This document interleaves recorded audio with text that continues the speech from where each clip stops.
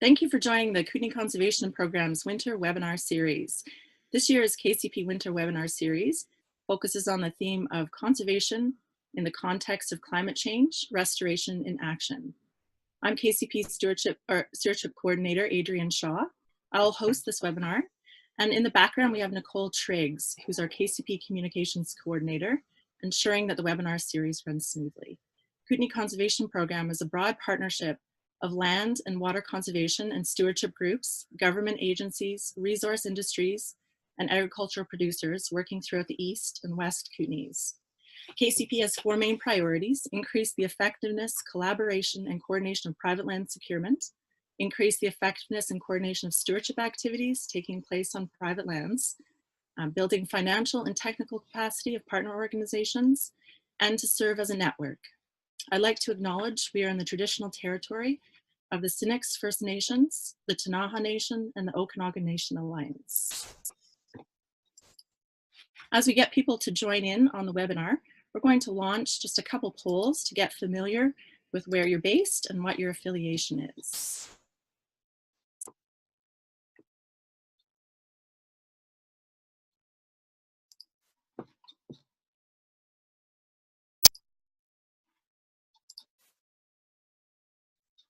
If you could take a moment just to fill out the first poll on where you are based, and we'll give some people some time to join in the webinar.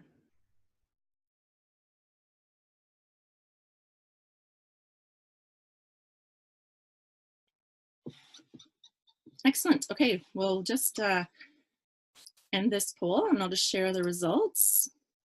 So it looks like majority of people are in the East Kootenays with 44%, the West Kootenay with 11, North Columbia 11, elsewhere in BC 11, and beyond BC 22%.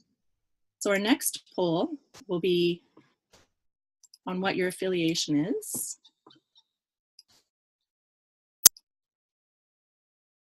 And if you could answer that, take some time to answer that question as we just wait for additional people to come on and join us for this KCP Winter Webinar.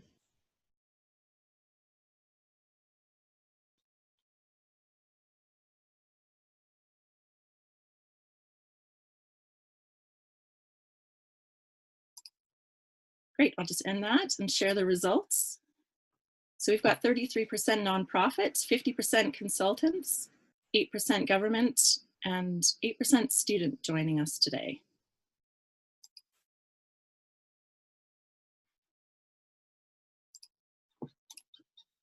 I'd like to make you aware of our next upcoming webinar. It'll be Wetland Restoration in the Kootenays. It'll be Thursday, February 7th, same time at 10 a.m. Pacific Standard Time, and it'll be with Neil Fletcher from the BC Wildlife Federation. I'd like to thank our program sponsors and supporters. Without their help, we wouldn't be able to put on such events as this winter webinar series. Just to give you some brief information on the webinar, it'll be approximately 45 minutes with up to 15 minutes for questions at the end. As an audience member, you'll be put on mute, and the mute button will be on for the duration of the presentation, so there isn't distracting feedback or noise. If you're not familiar with the Zoom platform, please take a moment to locate your control panel and then hover your mouse over the bottom of the screen. You can adjust your video layout between active speaker and presenter or gallery view. That's the presentation view. Enter any questions you have in the Q&A box and they'll be answered at the end of the presentation. If you have any technical issues, please put your questions or comments in the chat box, and KCP Communications Coordinator will do her best to solve any problems you might have. The webinar will be recorded and made available on the website. I'd like to introduce Adrian Leslie. He has been studying whitebark pine ecology and restoration through the Columbia and Rocky Mountains for the past 15 years. He is the project manager, the West Kootenay project manager for the Nature Conservancy of Canada, based out of Nelson, BC, where he manages the Darkwoods Conservation Area. He is currently leading a multi-year whitebark pine restoration project in Darkwoods, where he intends to restore a glorious and thriving subalpine ecosystem full of happy nutcrackers and fat grizzlies. I'd like for Adrian to just take over the screen and he'll start with his presentation.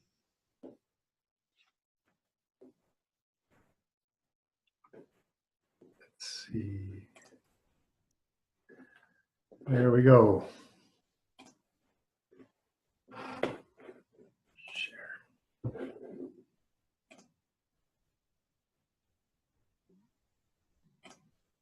Okay, so hopefully everybody can see me, or at least my screen. Why don't I just, yeah. So what I'm going to talk to you today about is just an introduction to the whitebark pine, how to identify it, where to find it, its ecology, why it's endangered. We're going to talk a little bit specifics about how restoration is actually done. And throughout, I'm going to talk about how it is that you guys can help.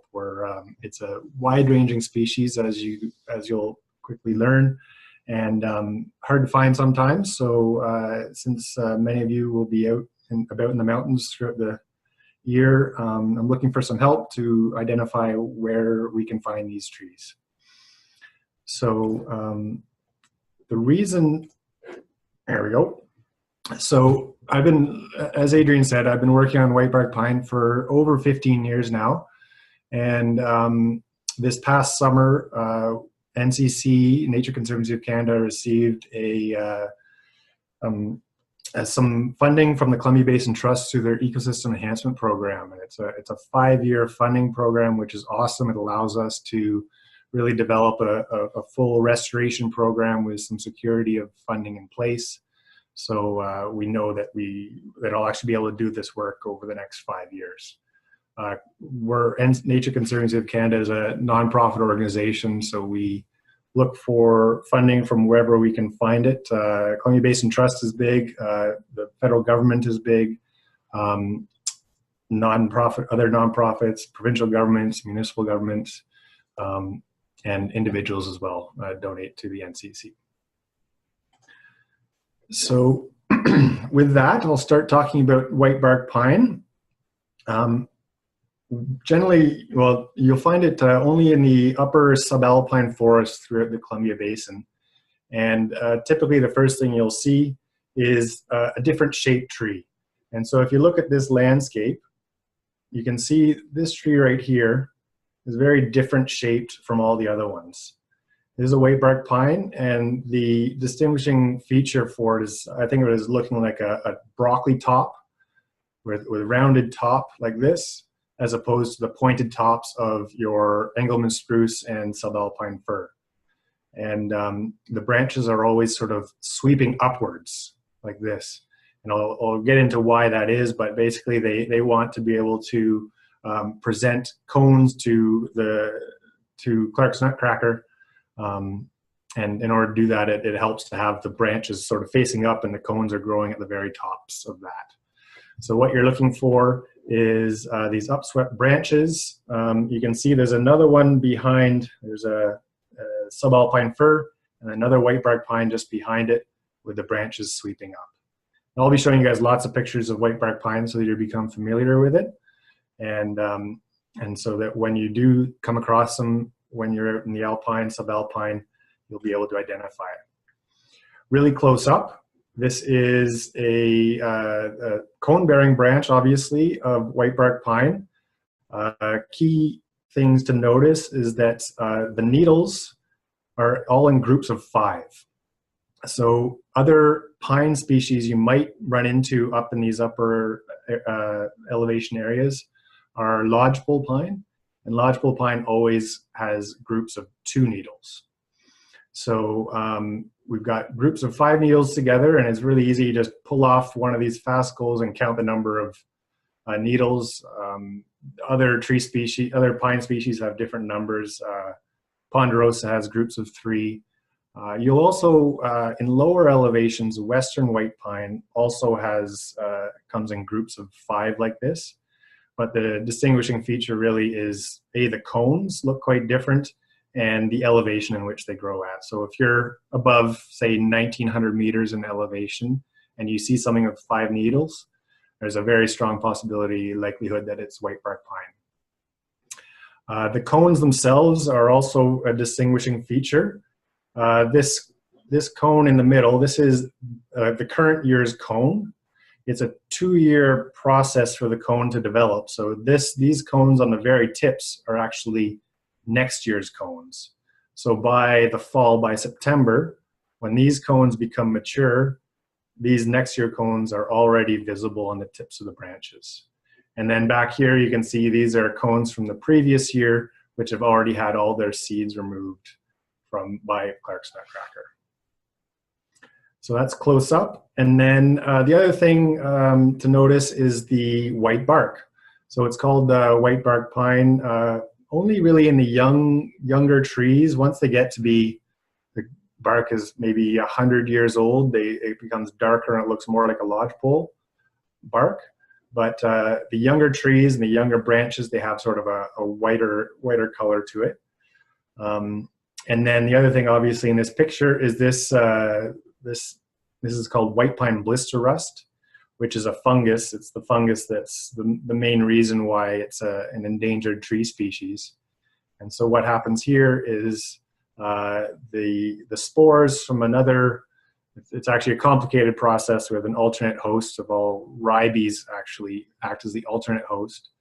So a spore from a ribes leaf will land on one of the needles on a whitebark pine, and then it'll grow, the hyphae will grow in through the stomata, up through underneath the bark, and start producing these cankers. So this is an active canker, and you can see all this dust down below are spores coming out, and so these spores get released, and then they land on a ribes species, like a ribes species, a currant, and spend another year there, and then go back to the whitebark pine. It's a non-native fungus that was that came over from Europe and Asia about 100 years ago, but we really only discovered it to be a major problem in whitebark pine in the past 20 years. It's also devastated western white pine throughout BC. It used to be a much more important species, but has been largely wiped out due to this white pine blister rust. And I'll talk more about this, but when it's a fresh canker, it looks bright like this, and the following year, the hyphae will continue to work its way down the bark and have another canker down here, and everything above it gets killed. And so it kills those upper cone-bearing branches first, typically, and works its way down and eventually kills the tree. And it's a process that can actually it can happen quickly if it ends up in the main stem of the tree early, or it can take decades to kill a tree. So as far as where to look, I'm sitting right here in Nelson, and this is the Darkwoods Conservation Area. And basically where you're looking is anywhere that's above about 1,900 meters, 2,000 meters, south-facing slopes, steep slopes that are typically fairly dry. They're fairly drought-tolerant species, and so they're on those south-facing slopes.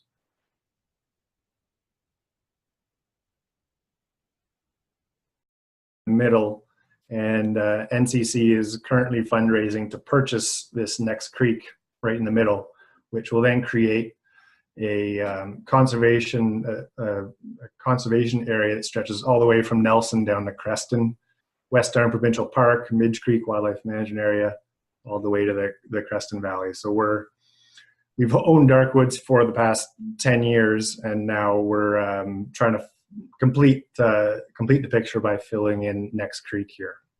And so once that happens, we'll be looking good for this area. And then NCC also owns a couple of smaller properties down here for wildlife connectivity. We call them frog bear properties. There's northern leopard frogs around here and adjacent to the CVWMA. And so, and these pink lines are just where we think we could find them, but I've been to most of these areas, but it occurs throughout the Columbia Basin, and so there's lots of areas I haven't been to. And so what I'm looking for is other places that we can go to collect cones, and I'll get into that later. This is typically what it looks like. This is a picture all the way from Mount Robson. And it goes from the subalpine forest, we'll say around 1,800 meters in the southern part of the range of Canada here, up to about 2,200 meters. And as you can see, all these gray trees have been killed by white pine blister rust. Throughout the Rockies and Columbia Basin, at least it varies from location, but some locations up to 95% of the trees have already been infected or killed by blister rust, and in some other areas it's much lower.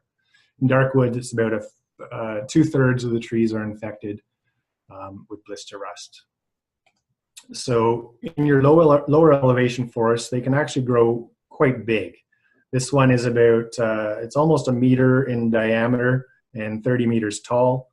And as you can see, the bark, this tree is at least 500 years old. It's hard to tell, but at least 500 years old.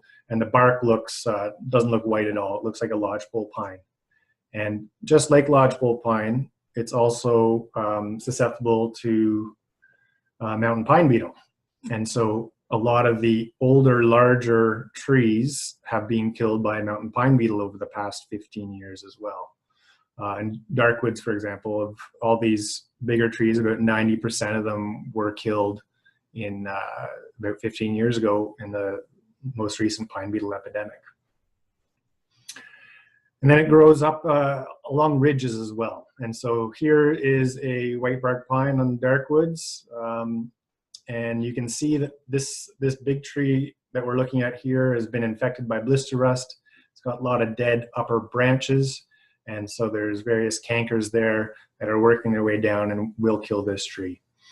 But you're looking at, we're about 2,100 meters here, and all along this ridge and a little bit below, there's whitebark pine. It grows, all this is up in Mount Robson. You can see here on the side, there's cones, and that's really the key of what we're looking for. This is Lake Louise, nice mature whitebark pine. You can see again these upswept branches with cones all the way along the top.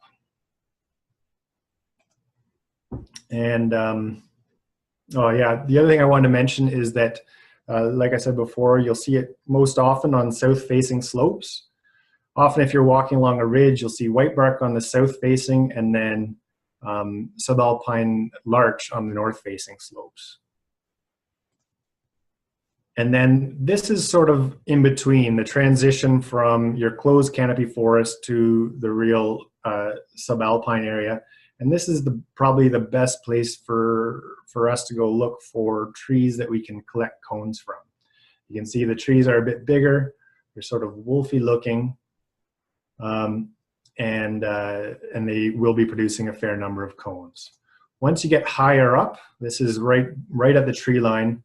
The trees are much smaller. You're at about 2,300 meters elevation, and it doesn't seem like there's enough of a season to really be able to develop cones. So as the climate warms, we're seeing the tree line moving up.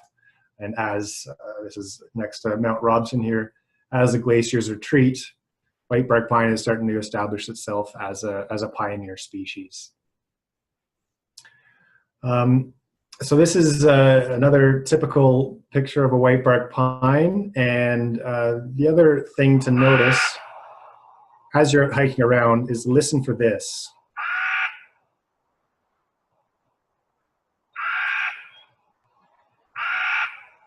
So that's the call of a Clark's Nutcracker, which whitebark pine entirely depends upon for distribution of its seeds.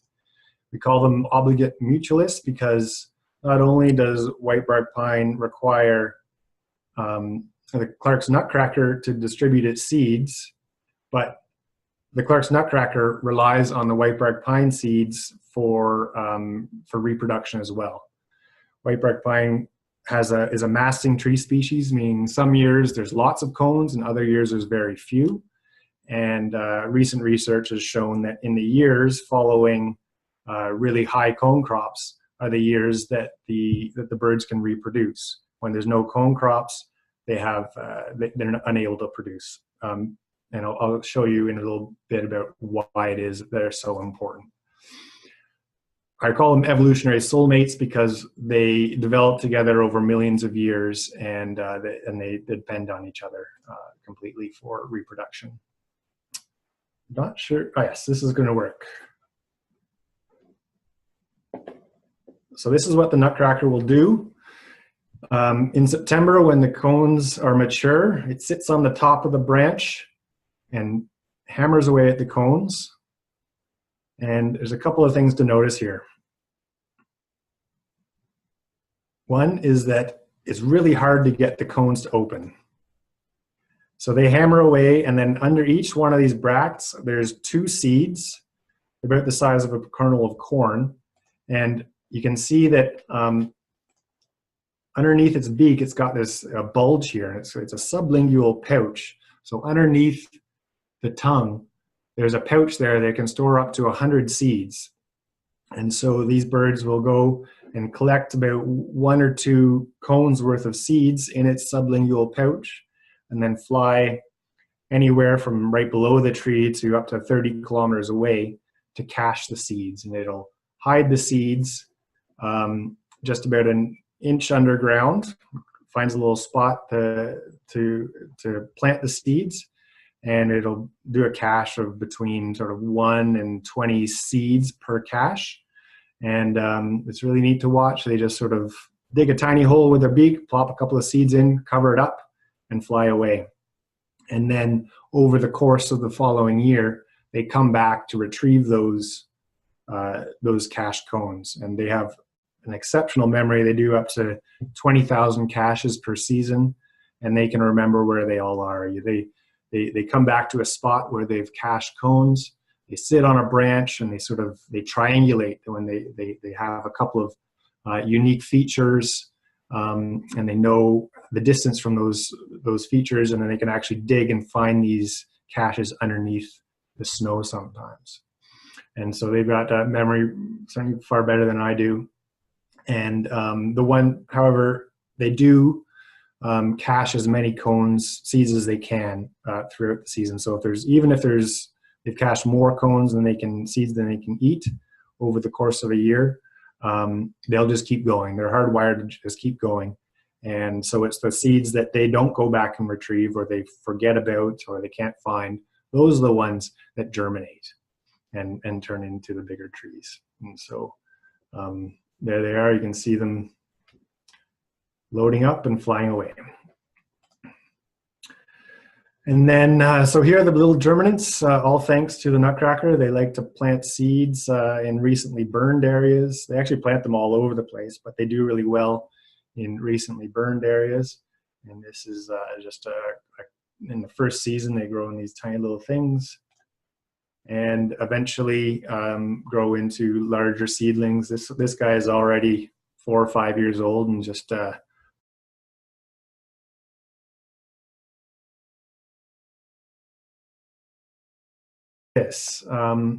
this is an exceptionally good tree for a couple of reasons. One is it's actually not very tall. This is in an avalanche path in the Rockies, and the tree itself is several hundred years old, but it's in the middle of an avalanche path, and so every couple of decades it'll come down, avalanches will come down and break off the branches. But the tree itself is extremely hardy and can grow new branches. So it's an old tree, but it's small enough that you can actually access some cones from the ground. And the reason we're looking for cones is because really we're looking for healthy individuals that are producing cones. There's about, I mentioned before, the white pine blister rust kills up to 90 to 95% of the trees. And what we're looking for are the very small, the 5% or less of the trees that are genetically resistant to blister rust. So we're looking, and the only way to tell that is, first of all, you identify a healthy tree within a stand full of sick trees, and then you have to go and collect the cones. Unfortunately, you can't just go see some cones and pick it, because this is a picture of a cone that's not yet ripe. July 27th. The cones are bright purple, very sticky, very hard to pull these bracts off. And then what's underneath these seeds are hard to extract, and they're kind of orangey yellow like that. Flash forward a couple of months, the seed has had time to mature. The cone is a darker brown. The bracts come off quite easily, and underneath are a couple of seeds that fall out easily. And if you cut them open, you can do some measurements, look at the megagametophyte, and see that it's a mature cone. So because of that challenging aspect of it, we have to go early, like in July, typically, we'll go climb up these healthy trees and put cages over top of them, so that the Nutcracker can't come and harvest the seeds and cones before we can go back and get them ourselves. Unfortunately, they're not all easy climbs. So once you get off the ground, we hired a couple of arborists that did some exceptional work this past summer, safely climbing up a tree with rope systems and caging up above. And so again, you can see this is actually in the Byington range. We've got carrot tops and broccoli tops, and we're looking for these broccoli tops, like this one here, and this is a younger one here. Another nice one, this was in Darkwoods. Nice healthy tree, upswept branches, and again. Sometimes they can get really big. This is also in Darkwoods, a much larger tree. You can see we've got a climber up here. This tree is at least 300, 500 years old. But with a professional arborist, they can get up there and do that. And then this is September. Winter arrives early in the mountains, as you know, and you have to climb the tree again, pull the cones off. You can see here some darker cones, and the bracts are easily coming off. And then you gather them up and make a big pile. This is my basement right now in the office. Smells great. Got about 6,000 cones here, which is enough for probably about 300,000 seeds, which we are going to use to grow seedlings and plant over the next 5 years for this project. This past year was an exceptional cone crop. We haven't seen it this good ever, I don't think. Certainly since I've been looking, it's never been this good. And so we, myself and several other researchers and restoration practitioners across the province have did a lot of work this summer collecting seeds, and so that's just awesome. This is what you end up with: delicious seeds. And then you grow seedlings out of them. And as I said, all we've done so far is find the healthiest individuals and collected seeds from them, but we don't know if they're genetically resistant or if they're just lucky and they haven't got infected yet. So you grow them in greenhouses. This is from Stagleap Park, Kootenay Pass. Got a few trees up there. And then you expose them to blister rust in a greenhouse setting. Plant them in rows. You can see this row right here. Clearly, all these seedlings have been exposed to blister rust on purpose in a climate-controlled chamber so that they all receive equal amounts of spore loads. And clearly, the parent tree of this one is resistant, whereas most of these other ones are not. And so we've collected from several hundred trees over the years, and they're all going through, or many of them are going through this rust screening process. The first set from 2011 have been gone through this process. It takes about 4 or 5 years because you have to grow them, expose them to the blister rust, and then follow them for 2 to 3 years afterwards to see if they survive. Hopefully someday there'll be some genius will figure out the genetics behind it and a genetic marker, and we'll be able to shorten that process, and people are working on that. But for now, this is the best we have. And in Canada, we've got a couple darkwoods. We've got a few that we know are genetically resistant, have been through the screening process, and we've got several more on their way. And then we find areas to go plant them. This one is an area, this mountain pine beetle came through here, and there's a bunch of these larger trees that have some big openings. And so we can go back in here and plant in this area. Or we look for, and this is usually the better thing to do, is we look for recent burns. And we're obviously, you all know, we're getting more and more of these as time goes by. This is a fire that actually occurred in Next Creek, that in the middle of Darkwoods this past summer. And it's perfect sort of south-facing slope, right aspect, elevation, everything. And then you go on the ground and you check it out. And this spot in particular we know is good because you can see, first of all, there's not a lot of soil here, but what is growing is vaccinium. Various types of blueberries and huckleberries seem to have a positive association with whitebark pine. So we're not sure if it's a mycorrhizal thing or what, or if it's just they both like the same habitats, but typically when you find vaccinium species in these areas, it's a good place to plant. And so you can see this is a burnt area. There was a lot of lodgepole pine in here, but also a lot of whitebark. And so this will be a spot that we can plant. You hire some professional planters, just like anywhere else, and just like any sort of restoration effort. This was actually done in a cut block. Unfortunately, some people, some foresters and forest techs aren't yet familiar with identifying whitebark pine, and it does get cut down, which we're working hard to change and trying to raise the profile of whitebark and make people understand that it is a federally listed endangered species. And some of you may have heard about what happened in Lake Louise. The ski hill cut down 30 or 40 of these of mature whitebark pine for a ski hill, for a ski run, and they knew that they were doing it, and they knew it was wrong, and they just got charged and fined $2 or $3 million for doing that.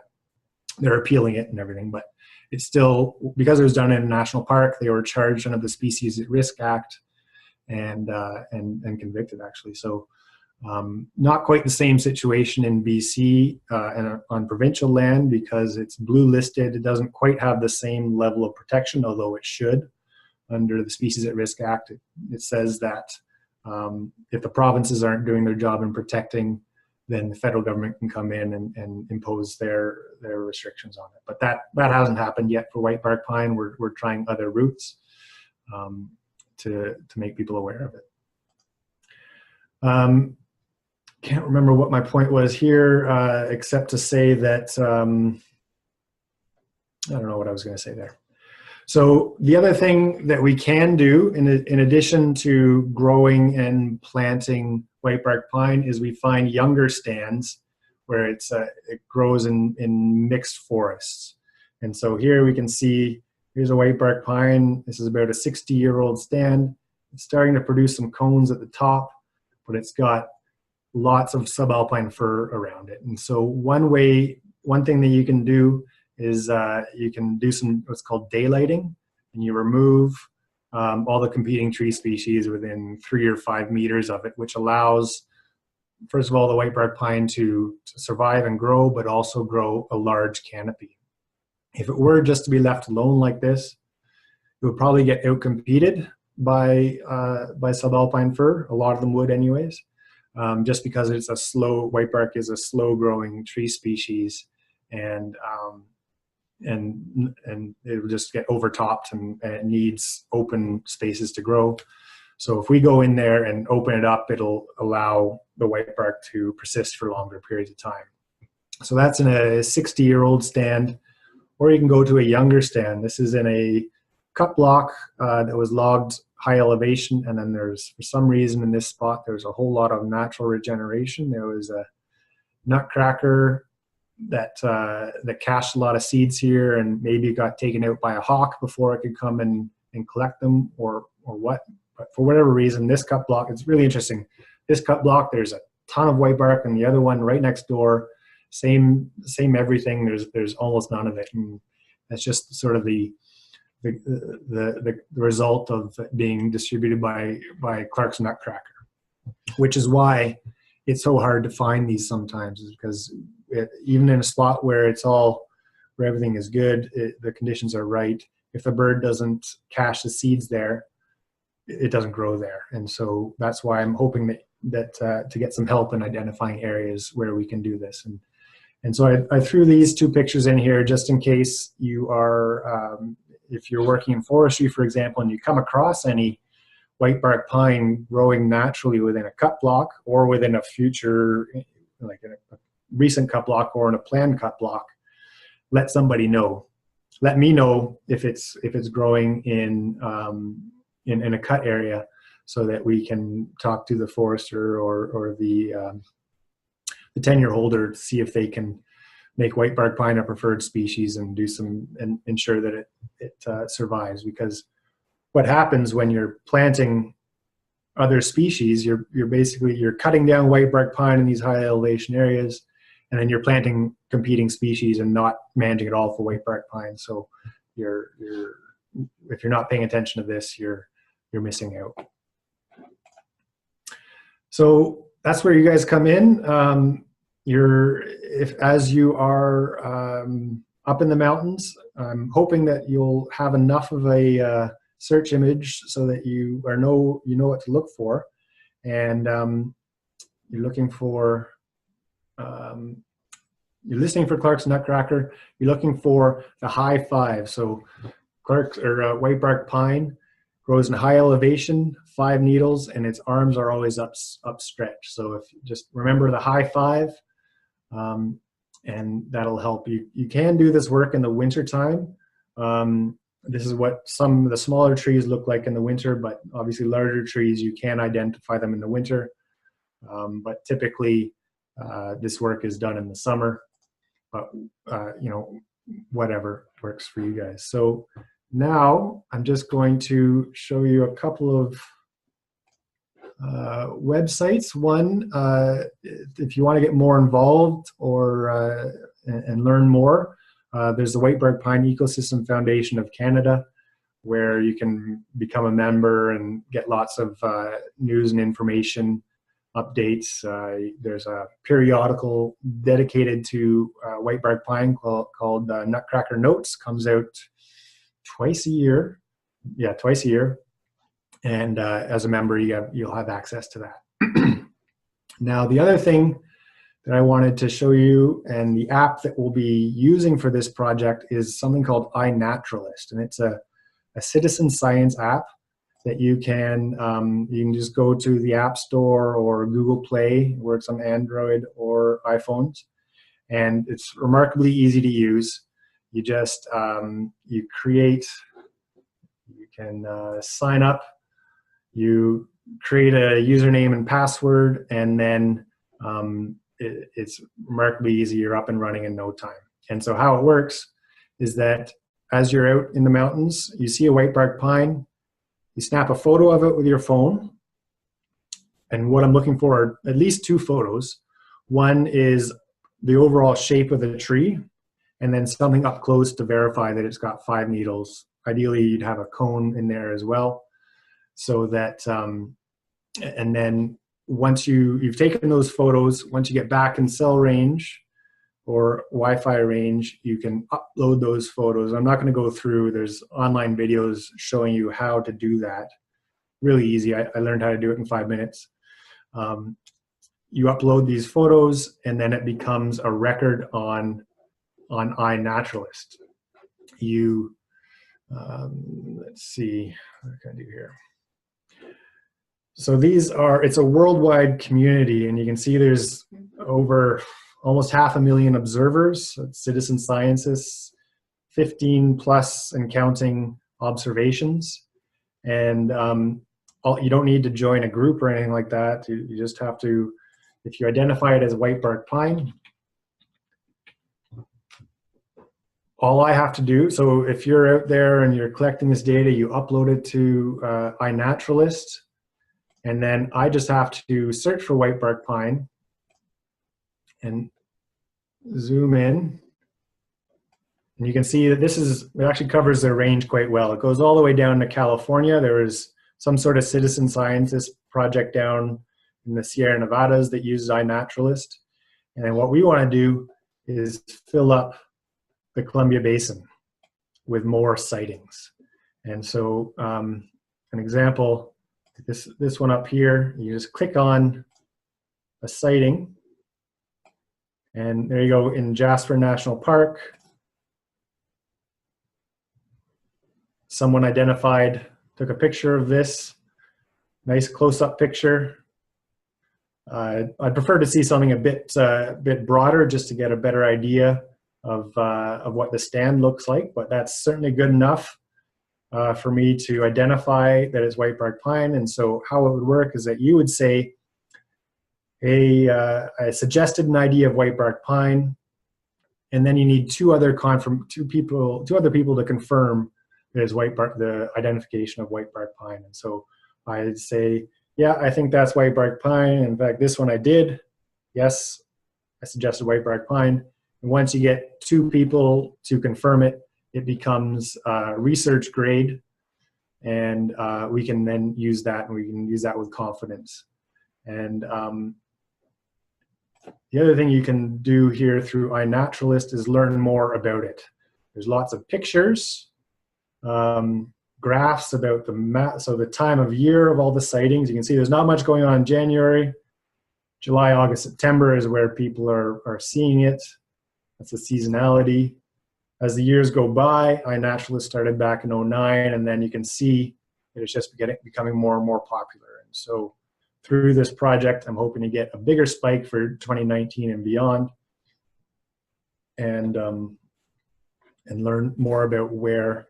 And so you can click on all sorts of things here, look at more photos, that kind of stuff. And so that's iNaturalist in a nutshell. Very easy to use. And once you upload it, I can just query the database, or anybody can actually, and just pull up all the whitebark sightings like I have here. And then I can download a Excel file and analyze the data that way. And I will also have your contact info. So if I would like to, if it looks like a good spot I'd like to go, I can follow up hopefully with you directly to learn more about access or what the stand looks like. And so I mentioned what I'm looking for is two pictures of the tree and then of a cone or a branch. And then ideally I get a bit of a description of how many, what sort of, how much of it is in the stand. So if it's like just a couple of trees you found, or if it's half the stand is whitebark pine, how big the stand is if you can, or as much information as you can gather. And you can write that in the notes section right on iNaturalist. And the more the better. But if all you have is a couple of pictures and, hey, I think this is whitebark, that's a good enough start for me. So I think that is all I wanted to say, and I'm almost right on time for questions. So I will just go back here to my thank you slide and open it up to questions. Great, thank you, Adrian. That was an excellent presentation. We have a few questions. I'll start with a comment. One person lives in the Panorama Resort area, and there's lots of whitebark pine. They're saying that Panorama Resort has done a great job glading, and the new run Ridgeback is actually just whitebark. Yeah, yeah, Panorama is actually a place I've been going to a lot over the years. Is where I went to my first whitebark stand back in '03, and they're well aware of whitebark pine. There was a tree climbing course, actually. I'm glad that was brought up, actually, because this is the restoration and collecting cones is becoming more and more popular, and more agencies are doing it. Because it's a federally endangered tree species, Parks Canada is obligated to restore it. And so they put on a tree climbing course actually at Panorama this past spring. And I went, and a couple of arborists, and people from BC Parks and several other researchers went there to Panorama to learn how to climb trees safely. And so Panorama, I think, is one of the ski hills. There's actually a ski hill certification, like a Whitebark friendly certification. You can find out more about that on the website. And there's a couple of ski hills in Canada that are certified, and it basically means that when they are glading or cutting new trees, you're not going to act like Lake Louise and cut them down. You're going to leave them, which can actually be beneficial to Whitebark because you're removing its competitors. And then there's also some sort of component of, I think you need to have some sort of interpretive sign about Whitebark. And so I think Panorama has done that, and you can correct me if I'm wrong, but yeah, Panorama is a great spot to get out and see it, and obviously go skiing too. So thanks for the comment. Great, thanks, Adrian. Next question, are mountain pine beetles still causing relatively significant mortality? No, just like lodgepole pine, it's really it's already killed most of the susceptible pine. There is still low levels of it, but it's killed the biggest ones already. And so there's not a lot left. It's basically run through its food source. It is still in low levels. I see a little bit every year. The biggest trees do get killed off, but it's certainly not at the epidemic stage that it once was. Further north, up in Mount Robson and Jasper, different story. If anybody's been to Jasper recently, you've seen a lot of red lodgepole pine, and I haven't heard any reports of it getting up into the Whitebark, but that's certainly, we've had a pretty warm winter. Wouldn't surprise me for it to take off up there, but it's sort of the natural progression of mountain pine beetle moving north and moving upslope. So yeah, good question, thanks. The next question is, in high elevation cut blocks, are forest companies mandated to plant whitebark? No, there's two problems there. One is that there's no mandate, and there's really no access to seedlings. Some forest companies want to do the right thing, but because there's large like PRT or wherever a forest company will buy seedlings from, they don't grow whitebark pine because it's not a commercial tree species for one, and it's pretty challenging to grow. I didn't get into this at all, but there's a complicated stratification process. It takes an extra year to grow it, so there's no seedlings available, which is something that the Whitebark Pine Ecosystem Foundation of Canada is trying to help by growing seedlings on spec and then selling them to whomever will buy them. So mining companies, Teck is big into this in the East Kootenay. Many of you probably know Randy Moody, who does this type of work as well in the East Kootenay. I work with him all the time. He'll be using this, your identifications as well in the East Kootenay. So highly, definitely ask people to help out throughout the Columbia Basin. It's all good. But to get back to the forest company, there's no mandate for them to plant whitebark pine. Up in Revelstoke, I believe they have, the forester up there got it identified as a preferred or acceptable species. But it's certainly a battle that we're working on, trying to raise the profile, trying to make it available so that companies that do want to do the right thing can actually do it, because right now they can't. Yeah, good question. Thanks. Thank you. Next question is, how is the data from iNaturalist being used? So it's right now, so how it's being used for whitebark pine is, we're just launching this now. The reason I chose it is because it's a really easy app to use, and it's becoming sort of the go-to app for citizen science. And as you can see, it's being used all across the world. For this project, I chose it because it'll allow myself and Randy and anybody else who wants to collect cones next time we get a bumper cone crop to go to those places that you folks have identified to find the healthy trees, to collect more cones, to put them through the rest screening process, to grow more rust-resistant seedlings. And so at this point, iNaturalist stuff, we've just got a handful of sightings in the Columbia Basin. But really, I'm just trying to launch this now. The webinar, this webinar is the first thing, but I'm going to talk to Selkirk College students in a couple of weeks, and I'll tell them about this. And Randy's going to start building interest as well, so that eventually there'll be enough people to help out. So, and the other thing I didn't mention is that in addition to finding places for us to go look to find cones, I'm working with the Selkirk Geospatial Research Center at Selkirk College, doing some remote sensing, trying to be able to identify these things via satellite or various other means.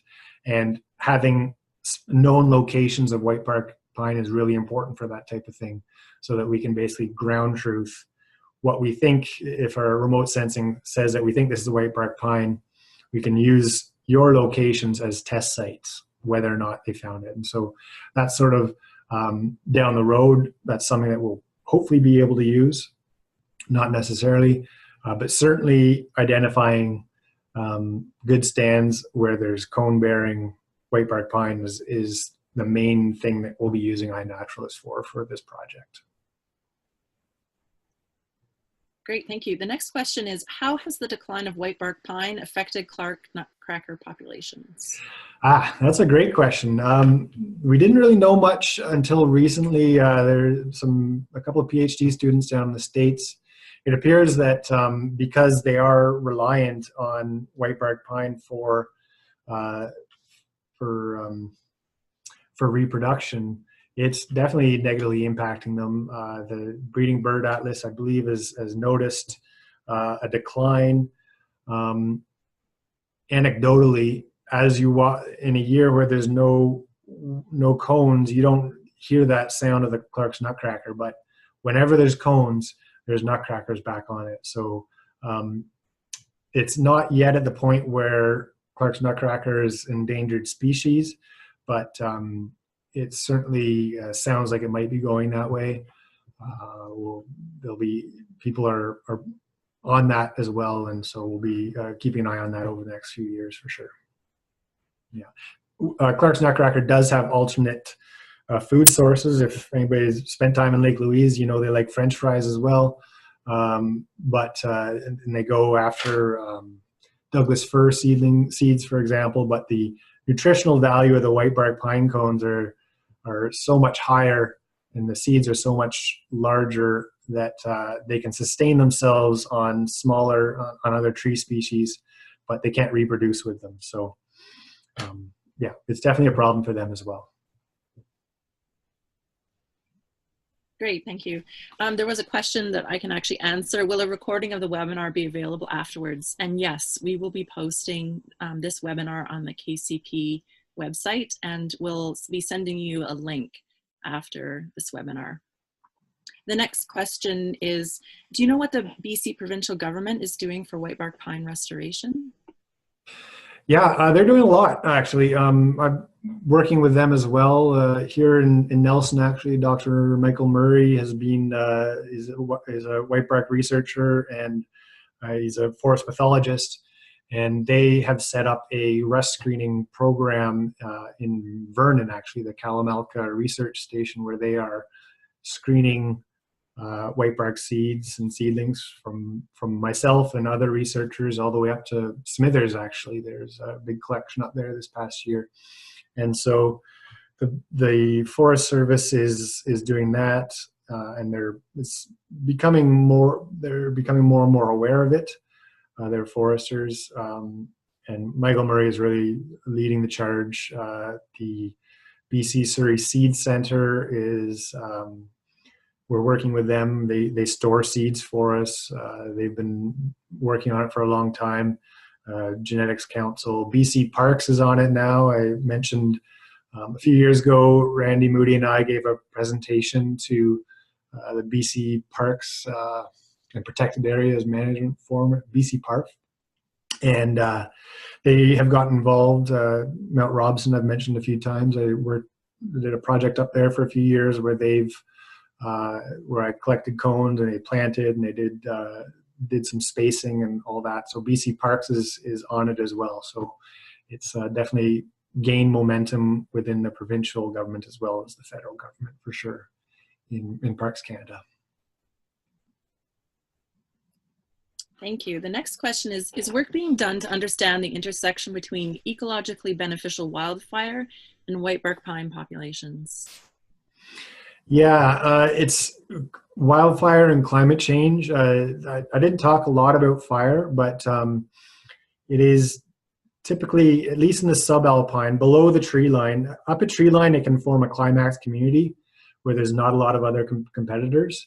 It can grow, and it's open enough where seedlings can establish underneath the mature trees and have a climax community there. But in slightly lower elevation areas, it'll eventually get outcompeted by lodgepole pine, Engelmann spruce, and subalpine fir.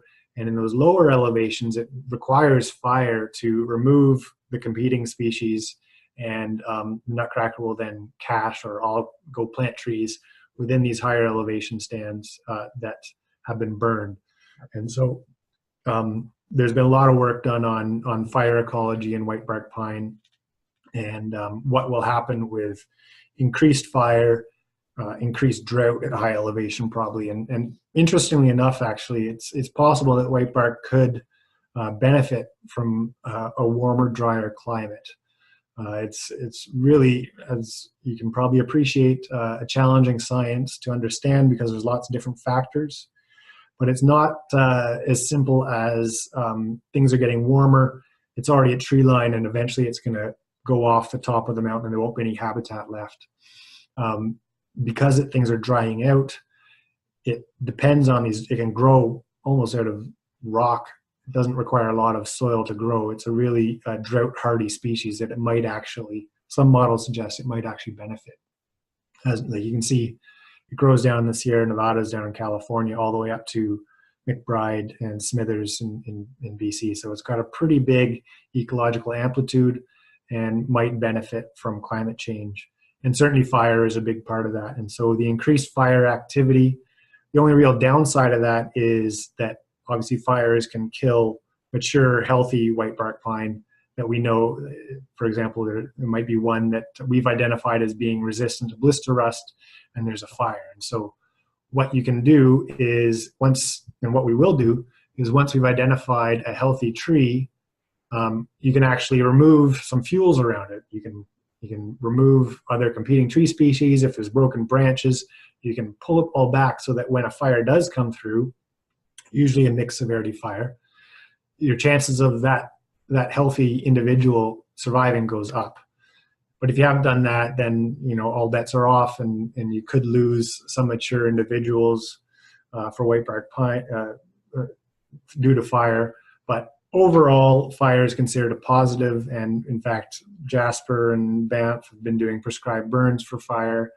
Within Dark Woods, we'll start managing for whitebark and fire and how we control fires a little bit as well. So, yeah, I hope that answers your question for the fire.